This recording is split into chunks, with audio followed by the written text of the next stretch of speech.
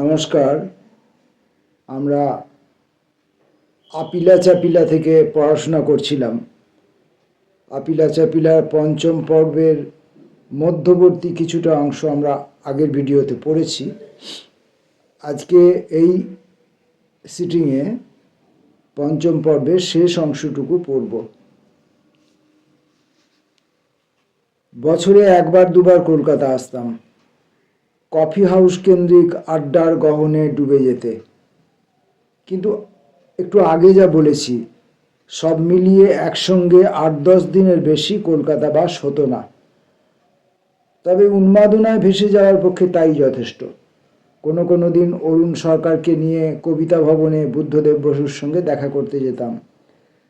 আমার সন্দেহ, তখন কবিতা ভবনের অন্তত সাময়িক ভাঙা হাট, সমর সেন, সুভাষ মুখোপাধ্যায়, কামাক্ষী প্রসাদ চট্টোপাধ্যায়, দেবীপ্রসাদ চট্টোপাধ্যায়, এমনকি মঙ্গলাচরণ চট্টোপাধ্যায়ও যাওয়া আসা ছেড়ে দিয়েছেন, সম্ভবত বুদ্ধদেবের সঙ্গে রাজনৈতিক মতামতের আড়াআড়ির কারণে। বিষ্ণুদেও অনিয়মিত। প্রিন্স গোলাম মোহাম্মদ রোডে তার নিজের আড্ডাও তো ততদিনে জমে উঠেছে। এরই কিছুদিনের মধ্যে বৈষ্ণব বৌদ্ধ দুই সম্প্রদায়ের কাব্যিক কোঁদল তুঙ্গে। এটি একটি রহস্যময় অধ্যায়, যার জন্য কমিউনিস্ট পার্টির জনযুদ্ধ নীতি ঘোষণাই মনে হয় একমাত্র দায়ী ছিল। 43 সালের প্রত্যন্ত পর্যন্ত সমর সেন, মঙ্গলাচরণরা কবিতা পত্রিকায় কবিতা পাঠিয়েছেন, সমালোচনা লিখেছেন। কিন্তু ব্যক্তিকেন্দ্রিক ভুল বোঝাবুঝি সম্ভবত বিনিময় প্রতিবিনিময়ে বাধা হয়ে দাঁড়ায়। অবশ্য সুভাষ মুখোপাধ্যায়ের স্বভাবছন্দ চাতুর্য সম্পর্কে বুদ্ধদেবের মুগ্ধতাবোধ কোনোদিনই কাটেনি। আধুনিক বাংলা কবিতা সংকলনে অরুণ মিত্রের লাল ইস্তাহার ঢোকানো নিয়ে প্রকাশক বুদ্ধদেব বসুর প্রচুর অসুখী, যদিও হীরেন্দ্রনাথ মুখোপাধ্যায়ের উপরোধে অন্য সম্পাদক আবু সৈয়দ আয়ুব তা মেনে নিয়েছিলেন। অনুমান করা সম্ভব, একটু একটু করে রাজনৈতিক বিশ্বাসের তফাতের সঙ্গে ব্যক্তিগত ঝোঁকের দূরত্ব বৃদ্ধির মিশ্রণ ঘটে। অথচ ওই পর্বেও প্রতিভা বসু সম্পাদিত বৈশাখী সংকলনে দীনেশ দাসের সেই চতুর কবিতা মুদ্রিত হয়। দক্ষিণ পথে মেলে যদি দক্ষিণা, ভেবে দেখো তবু সেই পথ ঠিক কিনা। তবে আর কয়েক বছর বাদেই বুদ্ধদেব বসু সম্পূর্ণ দক্ষিণপন্থী বনে গেলেন। কলকাতাস্থ পুরনো সুহৃদদের মধ্যে শুধু সুধীন্দ্রনাথ দত্ত তার সঙ্গে রইলেন। পরবর্তী যারা এসেছিলেন তাদের আগমন বেশ কিছু কালক্ষয়ের পর। প্রাক্তন অনুরাগীদের মধ্যে একমাত্র মনীন্দ্র রায়কেই কখনো সখনো দেখতাম, দ্বিতীয় স্ত্রী তপতী চট্টোপাধ্যায় সহ। তাঁর অকাল মৃতা প্রথম স্ত্রী রমা গোস্বামীকে নিয়ে রচিত বুদ্ধদেবের সেই শোকগাথা, ভুলিব না এত বড় স্পর্ধিত শপথে জীবন করে না ক্ষমা, তাই মিথ্যা অঙ্গীকার থাক। ছাত্র ফেডারেশনের সেই উচ্ছল উৎসাহী সদস্য রমা গোস্বামীকে আর কজনই বা এখন মনে রেখেছেন? বুদ্ধদেবের সমস্ত স্নেহবর্ষণ তখন প্রধানত নরেশ গুহকে ঘিরে। পুরনো বন্ধুরা খসে গেছেন, নতুন কোনো অন্তরঙ্গ পরিচয় সূচিত হয়নি। মাত্র কয়েকজন ছাত্র, কয়েকজন ভক্ত পাঠক, কয়েকজন তরুণ কবি যশব প্রার্থী। আমরা চড়াও হবার আগে কয়েক মাস গল্প লেখক পৃথ্বীশ রায়চৌধুরীর আনাগোনা ছিল। ক্ষয়রোগে সে অচিরেই মিলিয়ে যায়। কালীঘাটের গলিতে তার অপরিসর ঘরে মাঝে মাঝে গেছি। পৃথ্বীশ একই সঙ্গে ছবি আঁকত, গল্প লিখত। কোনো অজ্ঞাত কারণে বুদ্ধদেব বসুর সঙ্গে তার সম্পর্ক ছেদ হয়েছিল। তা রাজনীতি ঘটিত নয়। ওই তরুণ যতদিন তার সঙ্গে কথা বলেছি, আমার মনে হতো সে যেন জানে তার দিন শেষ হয়ে আসছে। সবসময় একটি বিষাদের আবরণ তাকে ঘিরে। হয়তো উল্লেখ করা প্রয়োজন, পৃথ্বীর সম্পর্কে অরুণ কুমার সরকারের মাস্তুতো ভাই। মিমি রুমিও তখনও ছোট। পাপ্পা মাত্র ভূমিষ্ঠ হয়েছে। শিশুদের বাইরের বারান্দায় খুব বেশি বের হতে দেখতাম না। প্রতিভা বসু মাঝে মাঝে আসতেন। উপর থেকে কখনো কখনো নামতেন অজিত দত্ত মহাশয়ের স্ত্রী, আমরা যাকে বেবি দি সম্বোধন করতাম। অজিতবাবু নিজে কিন্তু আদৌ নামতেন না। ততদিনে বুদ্ধদেব অজিতবাবুকে নিয়ে তার বিলাপোক্তি লিখে ফেলেছেন।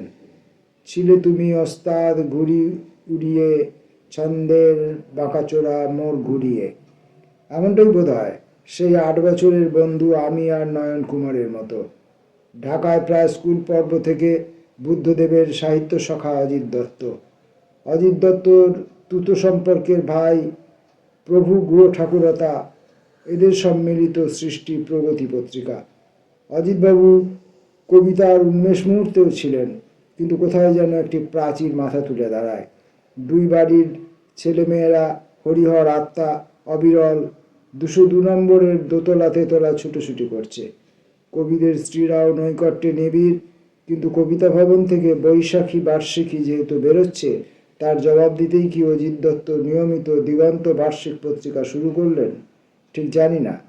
তবে ওই কবছর 46 সাল থেকে শুরু করে পরবর্তী 5-6 বছর কবিতা ভবনের নিয়মিত সান্ধ্য অতিথি নিছকই নরেশ গুহ, অরুণ কুমার সরকার, ঢাকা থেকে কখনো কখনো আমি, পরে চাইবাসা থেকে নিরুপম চট্টোপাধ্যায়।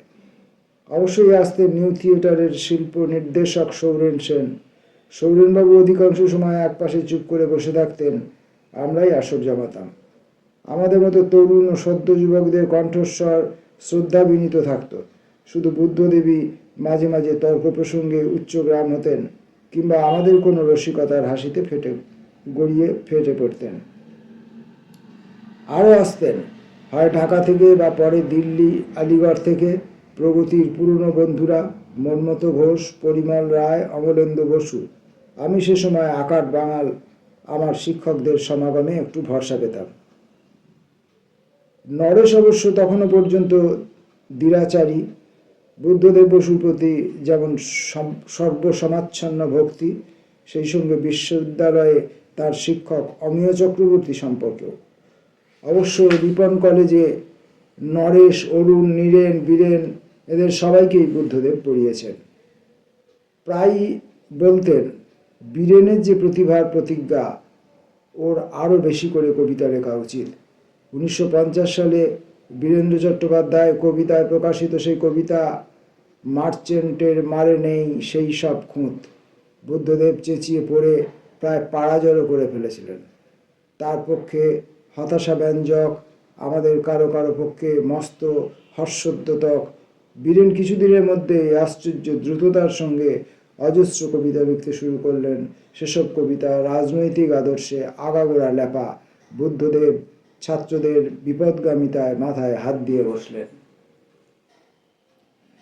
বুদ্ধদেব বসুর সঙ্গে পরিচয় সূত্রেই তার পরিবারস্থ অন্যান্যদের সঙ্গে আলাপ। বিষ্ণুদের পরিবারের সঙ্গে ঠিক তার উল্টো। মিমি রুমিদের সঙ্গে চেনা জানার বেশ কয়েক বছর পর বিষ্ণুবাবুর দুই দুহিতা ইরা, রুচিরা ও তারা, উত্তরা, আমার নৈকট্যের বৃত্তে উদিতা, ওদের মধ্যবর্তিতা ও আগ্রহেই আমার বিষ্ণুবাবু ও প্রণতিদির কাছাকাছি আসা। মিমি রুমিরা একবার কবিতা ভবনের ভিতরের উঠোনে মঞ্চ খাটিয়ে বোধহয় লক্ষ্মীর পরীক্ষা অভিনয় করেছিলেন। রুমির অভিনয় আমার কাছে অতি চমৎকার লেগেছিল। পরে কিন্তু মিমি একটি দুটি চলচ্চিত্রের নায়িকা সেজে নেমেছে, রুমি ওই পথ মারায়নি।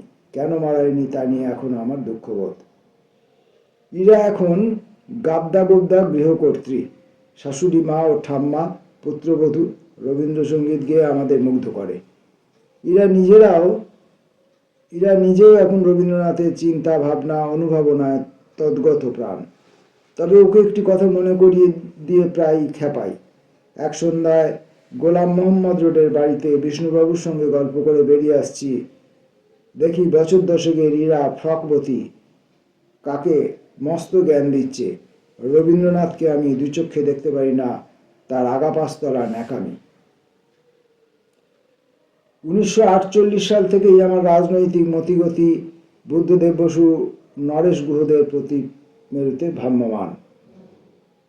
বিষ্ণুবাবু ততদিনে সাহিত্যপত্র পত্রিকার সঙ্গে নিজেকে গভীরভাবে জড়িয়েছেন। রাজনৈতিক আদর্শের দিক থেকে যে পত্রিকা আমার অলিন্দবর্তী। সুতরাং ওই আপাত ভিন গোয়ালে ভিড়ে যেতে যেমন মনোসংকটে ভুগতে হয়নি।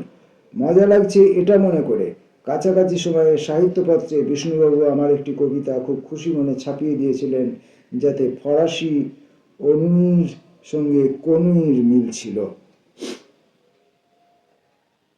তাহলেও না বুদ্ধদেব বসুর সঙ্গে না নরেশের সঙ্গে ব্যক্তিগত সম্পর্ক তো ঘোচবার নয়।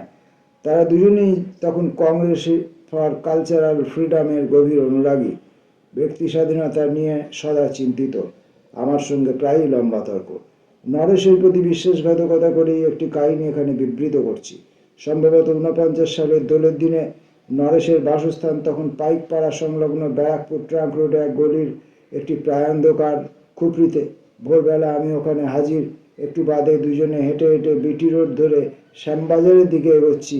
উদ্দেশ্য ওখান থেকে বাস ধরে বালিগঞ্জগামী হব।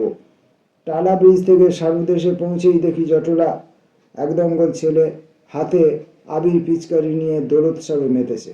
আমাদের দেখে তারা প্রবল উৎসাহী। আসুন দাদা, একটু হয়ে যান। আমি দ্বিরুক্তি না করে আত্মসমর্পণ করলাম। দুই গালে একটু একটু রঙের চাপড় মেরে আমাকে মুক্তি দেওয়া হলো। কিন্তু নরেশ অন্য ধাতুতে গড়া। ব্যক্তি স্বাধীনতার সংগ্রামে জাগ্রত সৈনিক ব্যক্তি স্বাধীনতা নিয়ে হোলি না খেলবার নাগরিক অধিকার বিষয়ে লম্বা বক্তৃতা ফাঁদলেন। ছেলেগুলির হাতে সময় কম। তারা মিনিখানেক বক্তৃতা শুনে নরেশকে নিঃশব্দে চ্যাংদোলা করে তুলে নিয়ে ঘোড়াকে জল খাওয়ানোর বাঁধানো আধারে রং গোলা ছিল তাতে চুবিয়ে দিল। এই প্রক্রিয়ায় তত্ত্বাবধান করেছিলেন একজন, যার মাথায় গান্ধী টুপি, ফর্সা পাঞ্জাবি পাজামায় রঙের ছিটে ফোটাও নেই। একটি ছেলেকে জড়ান থেকে জিজ্ঞাসা করলাম, ভাই ওকে রং দিচ্ছ না কেন? গম্ভীর জবাব পেলাম, উনি আমাদের ক্লাবের সেক্রেটারি। নরেশ গুহ রঙিন জলে অবগাহনের পরেও তর পাচ্ছেন। তাকে কোনো রকমে বুঝিয়ে বলি যে রাজনৈতিক দল তাঁরই মতো ব্যক্তি স্বাধীনতায় বিশ্বাস করে, কমিউনিস্টদের ঘৃণা করে, সেই ছেলেরা সেই দলেরই উগ্র সমর্থক। তাই তার খেদ করবার কোনো কারণ নেই। এই সময় কিন্তু নরেশ দুরন্ত দুপুরের আশ্চর্য কবিতাগুলি লিখছেন। এমন মৃদু মর্মরের কথা বলা, উদাস করে দেওয়া বৈশিষ্ট্যের তুলনা মেলা ভার। কাছাকাছি কোনো বছর এক ঘোর বর্ষায় নরেশ আর আমি দু একদিনের জন্য শান্তিনিকেতনেও গিয়েছিলাম। সেখানেই তার বিখ্যাত কবিতা দূরে এসে ভয়ে থাকি। সে হয়তো এসে বসে রড জন্ম। সে হয়তো এসে বসে আছে আছে জন্ম। বসে আছে ডট ডট ডট দিয়ে একটা মানে বসে আছে জন্ম। তার অন্য একটি কবিতার একটি চরণ মাঝে মাঝে আমাকে তাড়া করে ফেলে। তোমার রক্তের মতো পবিত্র হব বলেছিলে। নরেশ গুহ সৌজন্যেই আমার দিলীপ কুমার গুপ্তর সঙ্গে আলাপ। উৎসাহে সর্বদা টকবক করছেন। মাথায় নানা মৌলিক চিন্তা কিলবিল করছে। সেসব চিন্তার ফলিত প্রয়োগের জন্য সদা ব্যস্ত, সদা ত্রস্ত। কার সাধ্য আটকায় ডিকেকে? সিগনেট প্রেস টিকে রইল, তাই সম্ভবত আমার অন্তত সেরকম ধারণা তাঁর অপেক্ষাকৃত অকালে চলে যাওয়ার কারণ। আতিথেয়তায় ভরপুর, ব্যবহারে অভিজাত। কাউকে কোনোদিন ব্যথা দিয়ে কথা বলেছেন তা আমি কিছুতেই বিশ্বাস করতে পারি না। এক বিশেষ রাত্রির কথা মনে পড়ে। কোনো এক 25শে বৈশাখে নরেশ অরুণ আমাকে সারা রাত ধরে এলগিন রোডের বাড়িতে রবীন্দ্রনাথের গান শোনাবার জন্য নিমন্ত্রণ জানিয়েছিলেন। মস্ত রেডিওগ্রামে একসঙ্গে 8-10টি রেকর্ড চাপিয়ে দিয়েছেন। রেকর্ডগুলি নিজের থেকে ঘুরেই যাচ্ছে। পূজার গান, প্রেমের গান, প্রকৃতির গান, ঘন্টায় ঘন্টায় গানের ছাড়াছাড় পাল্টে যাচ্ছে। যখন কীর্তন শুনছি উপর থেকে আমাদের জন্য রসের মিষ্টি আসছে। যখন খেয়াল টপ্পা ধরনের গান, হয়তো কাবাব পরিবেশিত হচ্ছে। শরতে আজ কোন অতিথির সঙ্গে বড় মাপের সন্দেশ। শরতে আজ কোন অতিথির সঙ্গে বড় মাপের সন্দেশ। যখন রঙ্গভরা কোনো গানের আমেজে ঘর ছেয়ে যাচ্ছে, আমাদের জন্য লেডি কেনির আবির্ভাব। ডিকেকে কৃতজ্ঞতা জানিয়ে যখন সিগনেট প্রেস থেকে নিষ্ক্রান্ত হলাম, পূবের আকাশে 26শে বৈশাখের সূর্যের অস্ফুট অর্ধস্ফুট আভা। পঞ্চম পর্ব শেষ করলাম। এগুলো খানিকটা ব্যক্তিগত জীবন আচরণের মধ্যেই পড়ে এবং যার সঙ্গে সেই সময়ের সাহিত্য, সংস্কৃতি, কবি, লেখকদের নাম এবং তাদের কিছু কিছু ইতিহাস, কথাবার্তা জড়িত রয়েছে। আসবো পরের দিন। নমস্কার।